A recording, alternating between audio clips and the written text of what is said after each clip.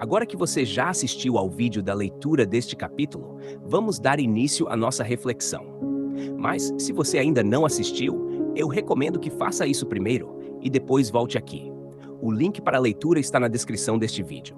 Dessa forma, você terá uma compreensão muito mais completa do texto e aproveitará melhor tudo o que vamos refletir a seguir. Agora vamos ouvir a reflexão do capítulo 7 de Provérbios. O capítulo 7 de Provérbios encerra a sequência de advertências sobre a imoralidade sexual iniciada nos capítulos anteriores. Mas desta vez, o foco não está apenas no pecado em si. Salomão descreve, passo a passo, como a tentação age. É como se ele abrisse uma janela e nos convidasse a observar atentamente o processo que leva uma pessoa à queda. Seu objetivo não é apenas advertir, mas ensinar como reconhecer esse processo antes que ele se complete. O capítulo começa reforçando um princípio já apresentado anteriormente. Salomão pede ao seu filho que guarde suas palavras e conserve os mandamentos no coração. Em seguida, ele faz uma comparação muito significativa, dizendo que esses mandamentos devem ser protegidos como a menina dos olhos. Essa expressão se refere à pupila, uma das partes mais sensíveis e protegidas do corpo humano.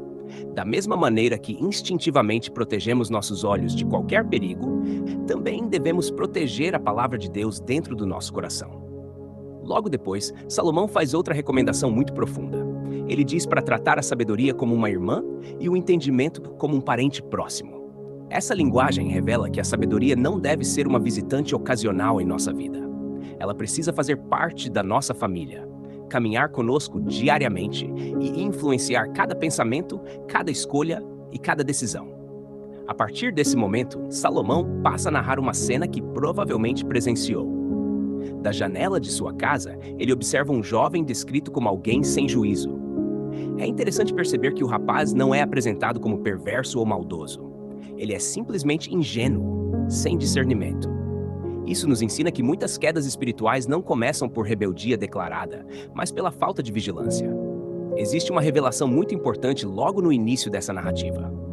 O jovem passa exatamente pela rua onde morava a mulher adúltera, já ao entardecer. Com isso, Salomão nos mostra que a queda não começou quando os dois se encontraram. Ela começou muito antes, no momento em que aquele jovem decidiu caminhar perto do lugar errado. Esse é um princípio que aparece repetidas vezes em toda a Bíblia. Raramente alguém cai de uma hora para outra. Antes da queda, existe uma sequência de pequenas concessões. Davi não caiu apenas quando adulterou com Batseba. Sua queda começou quando permaneceu em Jerusalém, enquanto os reis estavam na guerra. Judas não traiu Jesus em um único instante. Seu coração já vinha sendo alimentado pela cobiça havia muito tempo. O pecado quase sempre é um processo. Em seguida, a mulher se aproxima usando palavras suaves e sedutoras. Ela oferece prazer, segurança e a ilusão de que ninguém descobrirá o que está acontecendo. Em nenhum momento fala sobre as consequências. Essa continua sendo a principal estratégia da tentação. Desde o Jardim do Éden, Satanás procura destacar os benefícios aparentes do pecado, escondendo completamente o preço que ele cobrará depois. Existe aqui um paralelo impressionante com a tentação de Eva. A serpente não rejeitou totalmente a palavra de Deus. Ela apenas a distorceu, tornando o pecado mais atraente. Da mesma forma, a mulher descrita por Salomão mistura religiosidade, palavras agradáveis e sedução para convencer aquele jovem. O inimigo raramente trabalha com mentiras completamente evidentes. Na maioria das vezes, ele mistura um pouco de verdade com muito engano. O texto então afirma que o jovem a segue como um boi que caminha para o matadouro. Essa imagem é extremamente forte. O animal segue tranquilamente sem perceber que está indo ao encontro da morte. Assim também acontece com quem brinca com o pecado. A pessoa acredita estar caminhando em direção ao prazer, quando na verdade está se aproximando da destruição. Há ainda um detalhe muito significativo nessa narrativa. A mulher afirma que havia oferecido sacrifícios naquele mesmo dia e cumprido seus votos. Isso revela que ela mantinha uma aparência de religiosidade enquanto vivia deliberadamente no pecado. Salomão nos mostra que uma vida religiosa sem transformação do coração não passa de uma máscara. Essa verdade aponta diretamente para os ensinamentos de Jesus. Durante seu ministério, Cristo confrontou repetidas vezes a hipocrisia dos líderes religiosos. Deus nunca desejou apenas práticas externas ou uma aparência de santidade. O O que ele procura é um coração sincero, íntegro e verdadeiramente transformado. O capítulo termina com uma advertência muito séria. Salomão declara que a casa daquela mulher é caminho para a sepultura e conduz às câmaras da morte. O pecado continua fazendo as mesmas promessas até hoje.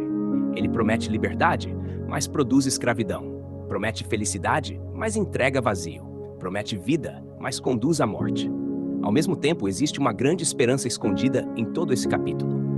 Se a sabedoria é capaz de guardar o homem da sedução, então permanecer perto de Deus continua sendo a maior proteção contra qualquer tentação.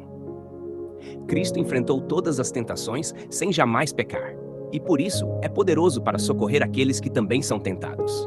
É nele que encontramos força para vencer o pecado e permanecer fiéis. Provérbios capítulo 7 nos ensina que a vitória sobre a tentação não acontece apenas no momento da batalha. Ela começa muito antes.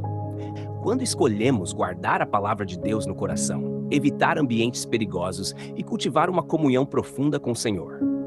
Agora reserve alguns instantes para refletir. Você tem protegido a palavra de Deus com o mesmo cuidado com que protege aquilo que considera mais precioso?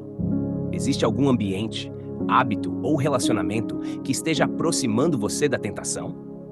Você tem identificado as pequenas concessões antes que elas se transformem em grandes quedas? Sua vida espiritual é apenas uma aparência ou revela um coração verdadeiramente transformado? Se Cristo observasse sua caminhada hoje, ele veria alguém andando próximo da sabedoria ou alguém caminhando perigosamente perto da tentação. Que esta palavra permaneça em seu coração ao longo do seu dia. Obrigado por acompanhar esta reflexão. Nos vemos no próximo capítulo. Que Deus o abençoe e fique com Deus.